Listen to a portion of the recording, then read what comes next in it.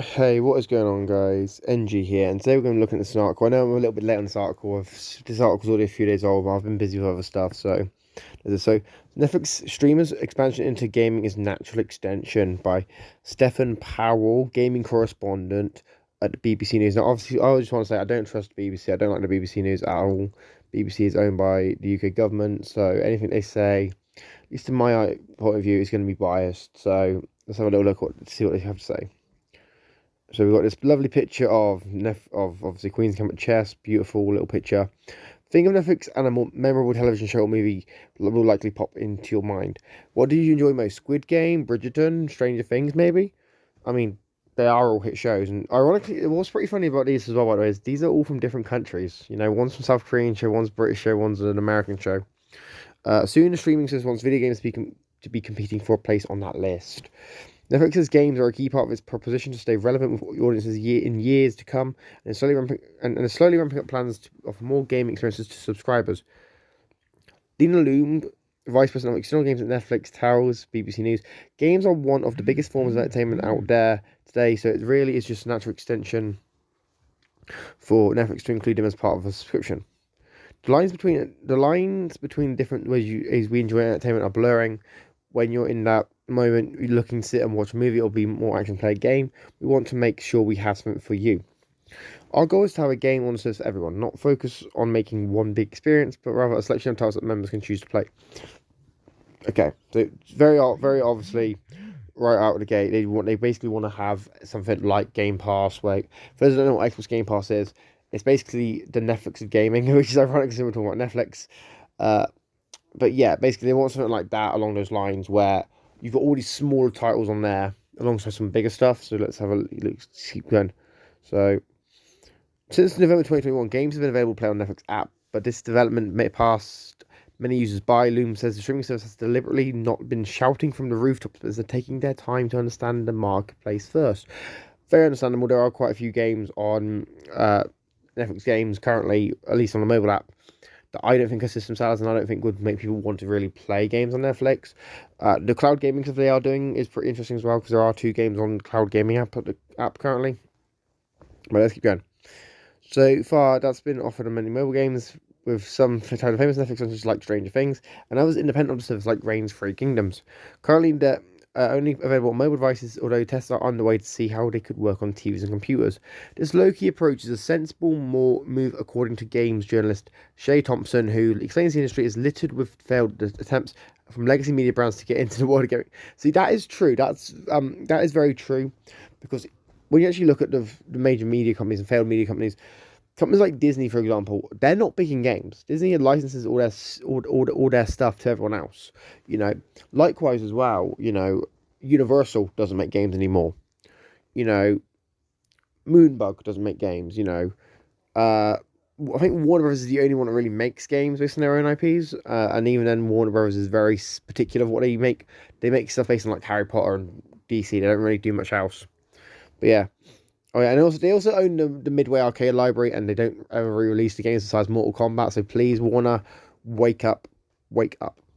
So, whenever mainstream entertainment organizations have tried to enter the game space, they've really struggled. Thompson says, "I think it's down to companies fundamentally misunderstanding what it is about games as a form of entertainment that makes them so compelling to players.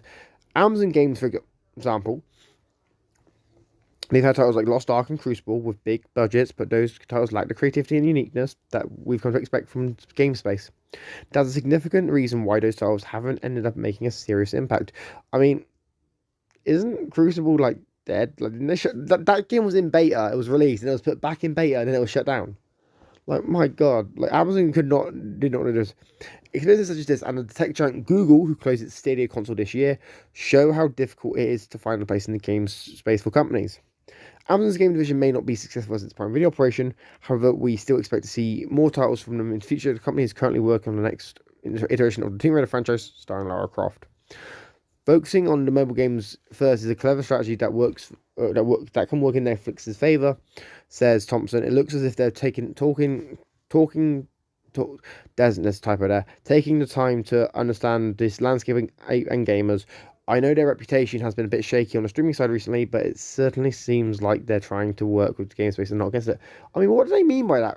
I've not heard of any controversies around Netflix, to be honest. So I don't know what they're referring to as, shaky on the streaming side. Is it because of all the competitors? All the competitors? Because to me, yeah, like Disney Plus and all these other companies, they ain't got nothing on Netflix. Like they've got these huge libraries, but they don't know how to market the service to people, and they don't know how to keep people coming back for more.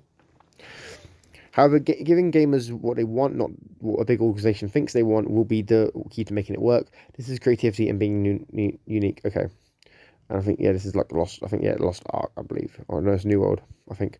In future, Loom says we can expect Netflix to leverage its intellectual property even more. Connecting shows, movies, and games together from our universes is what we're trying to accomplish. In a trendy office space in central Liverpool, that's exactly what the team at Ripstone Studios are trying to do. In amongst the exposed bricks, succulent plants, and pop culture memorabilia lit on the desks, and developers and programmers busy creating the next update for the first partnership with Netflix, The Queen's Gambit, is, as you know, as you may guess, a chess simulator based on the adventures of the television series main character Beth Harmon. See, I was really hoping Queen's Gambit chess was going to be, about, wrestling. I really thought it was going to be a wrestling game. Like, clearly, it had the potential to be a wrestling game. I mean, if you watch the show, it's clear. That's sarcasm, by the way, guys. Don't take that literally. The team won the contract to build the game after Jamie Bradshaw, the creator, sent Netflix an email out of the blue. I asked him when will Netflix come to Netflix games. He laughs. Representing who may have a long history of chess games, became one of the first companies to partner with the streaming giant to work on their games offerings. Bradshaw says the relationship is not just licensing agreement, but rather a collaborative partnership with both companies sharing expertise with each other, as well as offering more content to Netflix customers are in an increasingly competitive market. Bradshaw thinks their collaboration is a chance to help grow gaming as a form of entertainment as well. Netflix has an audience of 230 million people now. He says many of them have never played a game before, so he had to think about designing one that is accessible to as many people as possible, even if they've never played a video game. Sorry guys, I keep stuttering. Stupid autism, stupid stutters. It's exciting because it potentially allows more people to experience the joys of playing games, and it could be broaden the opportunity of the medium. This is a long article. Confident that this agreement is a win-win, Bradshaw isn't worried about joining the long history of failed game and movie real television tie-ins. Yet there are lots of bad examples from yesteryear with tie-ins that are bad, but it's usually because there are timelines involved, he argues. Netflix has a more mature approach where the products don't have to tie together at release, so fewer compromises are needed. The streamer will be keen to learn from the other big media organizations renowned for working in film, television, or tech who have tried to cross the divide into gaming space. I mean, yeah, that's understandable. Like, not being funny. Like, when we actually look at like all the entertainment companies that entered the gaming industry and all the tech companies that entered the gaming industry, and they just failed. It's just ironic. All right. Google's trial service Stadia was discontinued in January, while Amazon's gaming division has served its own titles with mixed success. It's currently working on a new Lara Croft game, but none of its releases so far have challenged the popularity of titles like Fortnite or Call of Duty. There were redundancies at the studio earlier this year. By focusing on mobile titles, which are cheaper to make than big console releases, there is less financial risk for Netflix. It is investing millions in one experience that has to compete with well-established brands to be deemed a success. Should a project fail to reach lots of players, the financial ramifications are not significant. However, the other side of the coin is that is in such a competitive space. If players are not impressed with what they're seeing, I feel like it lacks scope or ambition. They will quickly move on to something else. It can be difficult to regain an audience that has moved on to other games. The bottom-up approach is different to what we've seen before, and we won't be able to judge its success for some time. As Loombe reiterates, we're very early in our games journey right now, where it's such a big industry like games, and there's already some fantastic titles out there in the market that players really love, and we want to make sure we were doing things right straight away. Okay. Yeah, so this is actually quite nice. This is quite good. Obviously, link to this article in the description if you want to read it. But obviously, if you read it, then the BBC will make money. I don't really like the BBC, but yeah, like not gonna lie, Netflix games is quite impressive, quite in a good position to be honest. Like they have like 6 studios, they have a bunch of IPs, they have a bunch of games already on the service. They just need to start working and bring some games over. Anyway, guys, let me know your thoughts about this in the comments down below. Are you hyped for this? What do you think about Netflix games? Do you think it makes sense for it to exist? Do you think it's a bad idea? Let me know your thoughts in the comments down below. If you're new, make sure you subscribe. I'm trying to hit 300 subscribers by the end of the month, so please subscribe. Yeah, I've been NG and I'm signing out. Peace.